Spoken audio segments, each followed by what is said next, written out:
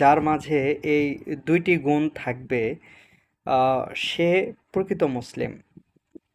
আহ, আপনি কি জানেন যে বুখারী শরীফের ৯ নাম্বার হাদিস, শুরু থেকেই ৯ নাম্বার হাদিসে বলা হয়েছে, আব্দুল্লাহ ইবনে আমর রাদিয়াল্লাহু আনহু বর্ণনা করেন, তিনি বলেন রাসূল সাল্লাল্লাহু আলাইহি ওয়াসাল্লাম ইরশাদ করেছেন, প্রকৃত মুসলিম সেই যার জিহ্বা এবং হাত থেকে সকল মুসলমান নিরাপদ থাকে, এবং প্রকৃত মুহাজির সেই যে আল্লাহ তাআলার নিষিদ্ধ কাজ ত্যাগ করে।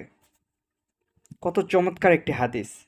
চিন্তা করে দেখেন যে আমাদের এই যে জিহ্বা এবং হাত, হাত দিয়ে আমরা মানুষের যে অন্যায় করি, মানুষকে মারধর করা, মানুষের টাকা নেওয়া, বা হাত সংক্রান্ত যত কাজ হয়, এবং জিহ্বা, এই জিহ্বা দ্বারা আমরা যা কিছু করি, মানুষকে বকা দেই, মানুষকে কষ্ট দেই, এমন কিছু কথা বলি যার মাধ্যমে মানুষ কষ্ট পায়। এই জিহ্বা এবং হাত থেকে যদি আমাদের সকল মুসলমান নিরাপদ থাকে, তবেই আমি হচ্ছি প্রকৃত মুসলমান। আম, আর মহাজির, মহাজির কি শুধু যে হিজরত করে যাবে সেই না, প্রকৃত মহাজির আরেকজন। সেটা কি?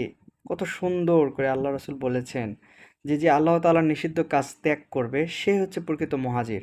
কতটা আহ, ত্যাগ স্বীকার করতে হয়, যেটা আল্লাহ তাআলা নিষেধ করেছেন। অনেক সময় মন চায় যে এই কাজটা করি, কিন্তু আল্লাহ তাআলা নিষেধ করছেন তাই আমরা করি না। অনেক সময় মনে হয় যে এটা করা উচিত, এটা যদি করি কেউ তো দেখবে না, তারপরও আমরা করি না। কেন করি না? আল্লাহর ভয়ে করি না। এই যে এটাই হচ্ছে প্রকৃত মহাজির।